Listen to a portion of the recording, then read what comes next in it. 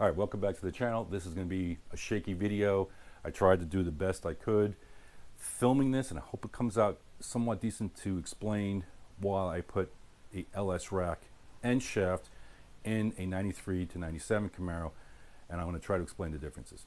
All right, talk to you later.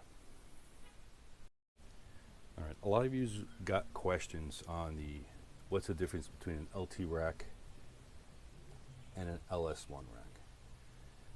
And a lot of you are saying, you saw I did videos updating this rack and putting it in this with the LS1 shaft in here and an LS1 rack and pinion. Now, yes, you can use this shaft and reclock it for an LT1, but the reason why I did both of these is that you gain a lot more clearance on your headers, and I'll show you in a minute. But also the one key factor of difference between the LS1 or the LS 9802 racks versus the 93 to 97 racks is right in here. This here. This is actually angled over more.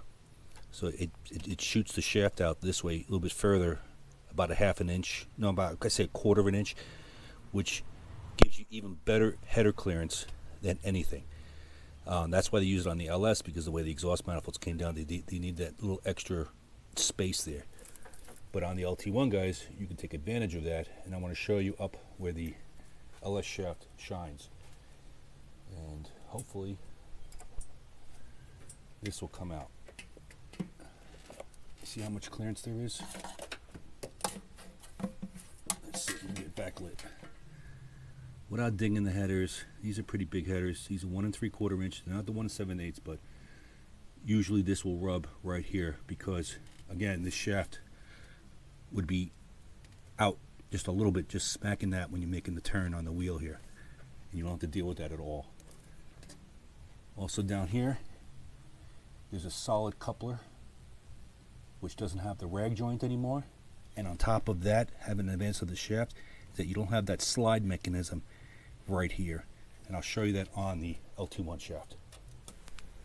This is an LT1 shaft. This is an old style setup from the 60s that they continued on.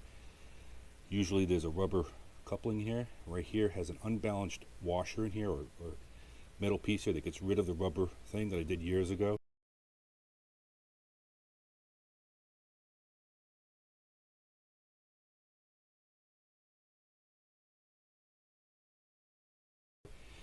But also adding to the dead feel of the GM steering wheel is this slide mechanism right here, which the LS or the newer style shafts do not have.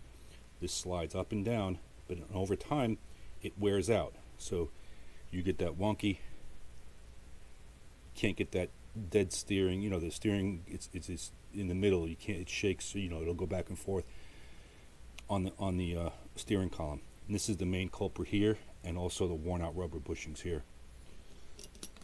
And again, since this right here is clocked over, I would say about 1/8 of an inch or 1/4 inch this way compared to the LS rack, which is that way. That means it brings the shaft closer to the header coming off of the steering column. So you win. It's a win-win situation. So whether or not you use the Maxpeedingrod discount for the rack that I have, you can get them for like $164 for a brand new rack, and then you gotta buy out of tie rods and all that kind of stuff. As of 2026 July, I know that they had some supply problems from China due to all of the stuff that's going on. They should have the racks back where you can get free shipping with the United States. You know, it's a plug, but you can do whatever you want if you could find a rack cheaper. But yeah, so this is the main reason why we are doing this for this particular car. Talk to you later.